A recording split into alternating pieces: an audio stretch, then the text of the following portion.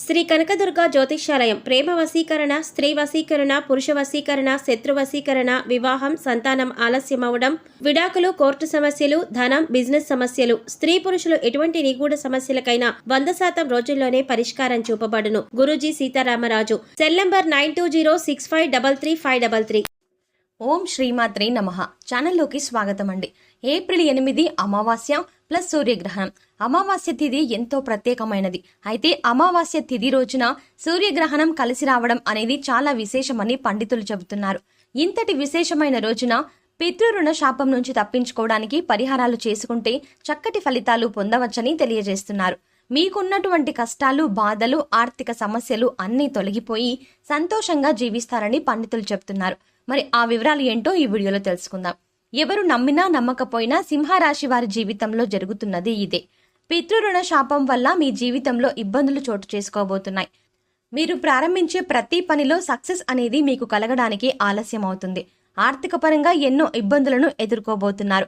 పితృరుణం శాపం అనేది మీకు ఏ విధంగా కలిగింది?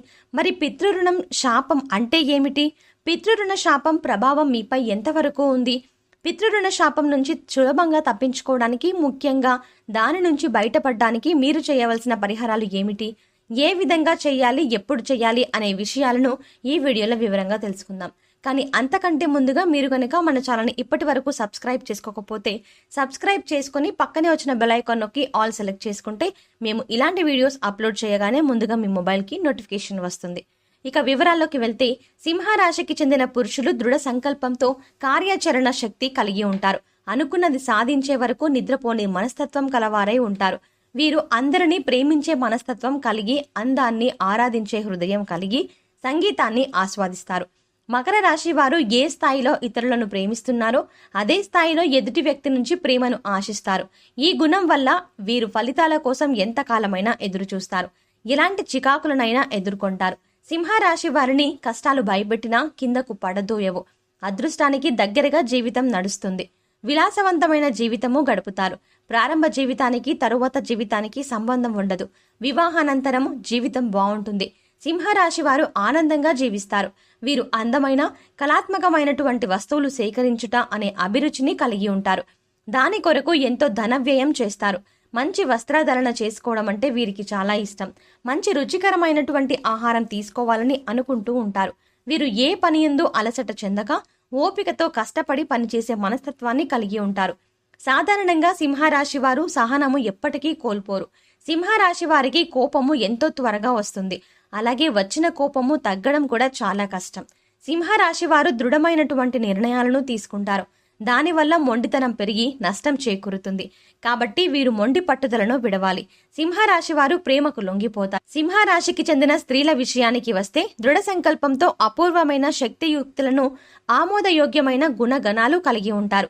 అనుకున్న పనిని సాధించే వరకు తమ ప్రయత్నాలను కొనసాగిస్తూనే ఉంటారు. సంగీతం, సౌందర్యాలంటే సింహరాశి స్త్రీలకు అత్యంత ప్రీతిపాత్రం. మొండితనం, స్థిరమైన స్వభావాలను వీరిలో ప్రస్ఫుటంగా కనిపిస్తాయి. సింహరాశి స్త్రీలకు కోపం చాలా త్వరగా వస్తుంది. అయితే ఆ కోపం ఎంతసేపు కొనసాగదు. దాని నుంచి చాలా వేగంగా బయటపడి ఆ విషయాన్ని అంతటితో మర్చిపోతారు. ఇక పితృరుణ శాపాలు ఎలా తగిలాయి, ముఖ్యంగా అవి ఎలా తగులుతాయి వివరంగా తెలుసుకుందాం. కుటుంబ సభ్యులు తమ పూర్వీకులను, వృద్ధులను చూసుకోవడంలో విఫలమైనందుకు, అలాగే తమని తాము రక్షించుకోవడానికి పెద్దవారిని, పూర్వీకులను విడిచిపెట్టినందుకు, వార్షిక ఆచారాలు అంటే సంవత్సరీకం, పితృకార్యాలు వంటి ప్రాథమిక పితృకార్యాలు వంటి వాటికి కట్టుబడి ఉండడంతో విఫలమైతే కూడా ఈ పితృరుణ శాపాలు తగులుతాయి. ఇక సింహరాశి వారికి పితృరుణ శాపం కారణంగా ప్రతి విషయంలోనూ ఆటంకాలే ఏర్పడతాయి. మీరు ఒక పని ప్రారంభించాలంటే ఆ పని అనేది ముందుగా వెళ్ళదు. అది ఎందుకు అనేది మీరు అర్థం చేసుకోలేరు. ఏదో ఒక సమస్య అనేది విజృంభిస్తుంది. వ్యక్తిగత మరియు సామాజిక జీవితంలో ప్రతికూల వాతావరణం మరియు చిన్న విషయాలపై వాదనలు జరుగుతూ ఉంటాయి. నిరంతరం అనారోగ్యం కారణంగా వ్యక్తి ఆర్థిక అలాగే శారీరక సమస్యలను ఎదుర్కొంటారు. అంతేకాకుండా కుటుంబంలో ఆత్మహత్యలు, ప్రమాదాలు వంటి అసహజ మరణాలు కూడా సంభవిస్తాయి. ఎక్కువ కాలం కుటుంబంలో ఏదైనా శుభకార్యాలు నిర్వహించేందుకు ఆటంకాలు ఎదురవుతాయి. అంతులేని పేదరికం సింహరాశి వారికి సంభవిస్తుంది. ఉద్యోగ విషయంలో నిర్ణయాలు తీసుకోవాలి అనుకున్నారనుకోండి, అది నిర్ణయం దగ్గరే ఆగిపోతుంది. కానీ అది ఆచరణలో పెట్టడం జరగదు. ఉద్యోగంలో ప్రమోషన్ వస్తుందని గట్టి నమ్మకంతో ఉంటారు, కానీ ప్రమోషన్ రాదు. మీకు అప్పగించిన పని మీరు చాలా శ్రద్ధగా సక్రమంగా చేసినా శ్రమకు తగ్గ ఫలితం రాదు. ఆదాయంలో మార్పులనేవి చోటు చేసుకోవు. ఎటువంటి ప్రమోషన్లు గానీ ఉండవు. పితృరుణ శాపం ఈ విధంగా మిమ్మల్ని వెంటాడుతుంది. అలాగే ఖచ్చితంగా ఈ పని అయిపోతుంది అని చివరి వరకు వచ్చిన పని కూడా ఆగిపోవడం లాంటివి జరుగుతూ ఉంటాయి. ఎప్పుడో మీకు తెలిసి తెలియక చేసిన పనుల వల్ల ఆ శాపంతో మీరిప్పుడు బాధపడుతూ ఉంటారు. ఏ నిర్ణయం తీసుకున్నా సరే మీకు అనుకూలంగా మాత్రం జరగదు, ఉండదు కూడా. అలాగే మీరు ఇలా అనుకోవచ్చు, మా తల్లిదండ్రులను మేము చాలా బాగా చూసుకుంటున్నాం కదా, పితృరుణ శాపం అంటున్నారేంటి అని. ఈ జన్మలో మీరు మీ తల్లిదండ్రులకు ఏ లోటు లేకుండా చూసుకోవచ్చు, కానీ పూర్వజన్మలో మీరు తల్లిదండ్రులని సరిగ్గా చూసుకోకపోవడం కారణంగా మీకు ఈ శాపం అనేది తగులుతుంది. అంతేకాకుండా ఒకవేళ మీరు చెయ్యకపోయినా మీ పూర్వీకులు కూడా చేసిన ఆ శాపం అనేది మిమ్మల్ని వెంటాడుతూ ఉంటుంది. ఈ విధంగా మీకు పితృరుణ శాపం అనేది వెంటాడుతుంది. దాని కారణంగానే వ్యాపారపరంగా వ్యాపారంలో అభివృద్ధి అనేది ఉండదు. కుటుంబ సభ్యులకి మీకు మధ్య చిన్న చిన్న విభేదాలు వస్తూనే ఉంటాయి. సంతానపరంగా కూడా వాళ్ళ వైపు నుంచి కూడా మీకు ఏదో ఒక సమస్య అనేది వస్తుంది. అలాగే వారు కూడా మిమ్మల్ని చిన్న చూపు చూడడం, మీతో అసభ్యంగా ప్రవర్తించడం చేస్తూ ఉంటారు. ఉద్యోగ ప్రయత్నాలు చేస్తున్న వారికి ఉద్యోగ అవకాశం రాక బాధపడుతూ ఉంటారు. ఆర్థిక పరంగా ఎన్నో ఇబ్బందులు ఎదుర్కొంటారు. ఒక సమస్య తర్వాత ఇంకో సమస్య, ఇంకో సమస్య తర్వాత ఇంకో సమస్య, ఇలా సమస్యల మీద సమస్యలు వస్తూనే ఉంటాయి. దాన్ని అధిగమించడం ఎలాగో మీకు తెలియక మీరు సతమతమైపోతూ ఉంటారు. విద్యార్థులకు చదవడానికి కష్టంగా ఉంటుంది. ఎంత ప్రయత్నించినా వారు ఉత్తీర్ణులు అవ్వలేరు. వివాహ సంబంధాలు ఎన్నో వస్తాయి. ఓకే చేద్దాం అనేసరికి మళ్ళీ తిరిగి వెళ్ళిపోతాయి. రాజకీయ నాయకులకు పదవి వచ్చినట్టే వస్తుంది, అలాగే పదవి వచ్చినట్టే అనిపిస్తుంది కూడా, కానీ వెనువెంటే చేజారిపోతుంది. ఇలా ప్రతి విషయంలోనూ ఏదో ఒక అడ్డంకి వస్తూనే ఉంటుంది. దీని పరిష్కారం ఏమిటి అని మీరు పరిపరి విధాల ఆలోచిస్తూ ఉంటారు. మీరు జీవితంలో ముందుకు వెళ్ళడానికి ఈ పితృరుణ శాపం అనేది అనుకూలించదు, మిమ్మల్ని వెనక్కి లాగేస్తూ ఉంటుంది. అలాగే ఆరోగ్యపరంగా కూడా ఎన్నో సమస్యలు అనేవి ఎదుర్కొంటారు. పితృరుణ శాపం నుంచి బయటపడాలన్నా, ఇబ్బందులను గురి చేస్తున్న సమస్యల నుంచి విముక్తి చెందాలన్నా, ప్రతి కార్యంలోనూ తొందరగా ఫలితం రావాలన్నా మీరు కొన్ని పరిహారాలు పాటిస్తే సులభంగా ఈ పితృరుణ శాపం నుంచి, అలాగే మీకు కలిగినటువంటి బాధ నుంచి బయటపడగలుగుతారు. గత జన్మల్లో చేసిన పాపాల కారణంగా మరియు మీ పూర్వీకులు చేసిన కర్మల ఫలితంగా మిమ్మల్ని ఈ శాపాలు అనేవి వెంటాడుతూ ఉంటాయి. అటువంటి శాపాల నుంచి మిమ్మల్ని బయటపడేయడానికి కొన్ని పరిహారాలు. అలాగే మనకి గ్రహణం ఉన్నా లేకపోయినా అమావాస్య తిథి ఉన్ననాడు, గ్రహణం పూర్తయిన తర్వాత ఈ పరిహారాలు చేసుకోవచ్చు.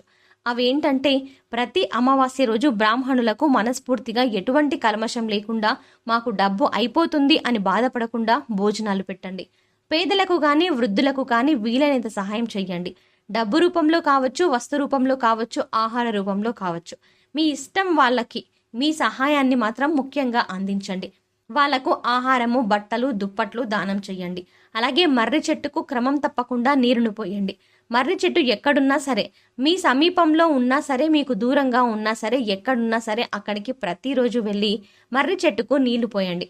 అంతేకాకుండా పక్షులు కానీ, జంతువులు కానీ, ఆవులు కానీ, కుక్కలకు కానీ ఆహారాన్ని కానీ, పాలు కానీ ఇవ్వండి.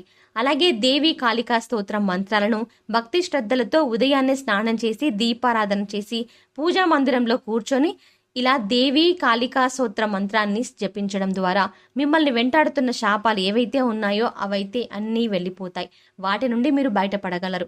అలాగే రోజు ఉదయాన్నే సూర్యునికి నీటిలో నువ్వులను కలిపి ఆ నీళ్లను సూర్య భగవానునికి సమర్పిస్తూ గాయత్రి మంత్రాన్ని భక్తి శ్రద్ధలతో చదవండి. ఇలా చేయడం వల్ల పితృరుణ శాపం నుంచి బయటపడగలుగుతారు. సో చూశారు కదండి, పితృరుణ శాపం అంటే ఏంటి, దానివల్ల కలిగే ఇబ్బందులు ఏంటి. అలాగే ఏప్రిల్ 8 అమావాస్య ప్లస్ సూర్యగ్రహణం రోజున సింహరాశి వారు ఎటువంటి పరిహారాలు చేసుకోవడం వల్ల పితృరుణ శాపం నుంచి విముక్తి పొందుతారు అనే అంశాలను ఈ వీడియోలో మనం వివరంగా తెలుసుకున్నాం కదా. ఈ వీడియో మీకు నచ్చినట్టయితే లైక్ చేసి మీ ఫ్రెండ్స్ అండ్ ఫ్యామిలీ మెంబర్స్లో సింహరాశి వారు ఎవరైనా ఉంటే వారితో మర్చిపోకుండా ఈ వీడియోని షేర్ చేసుకోండి. అలాగే ఇప్పటి వరకు మన ఛానల్ని సబ్స్క్రైబ్ చేసుకోకపోతే సబ్స్క్రైబ్ చేసుకుని పక్కనే వచ్చిన బెల్ ఐకాన్ని నొక్కి ఆల్ సెలెక్ట్ చేసుకుంటే ఇలాంటి వీడియోస్ మేము అప్లోడ్ చేయగానే ముందుగా మీకు నోటిఫికేషన్ వస్తుంది. మరో చక్కటి వీడియోతో మళ్ళీ కలుద్దామండి. ఓం శ్రీమాత్రే నమః.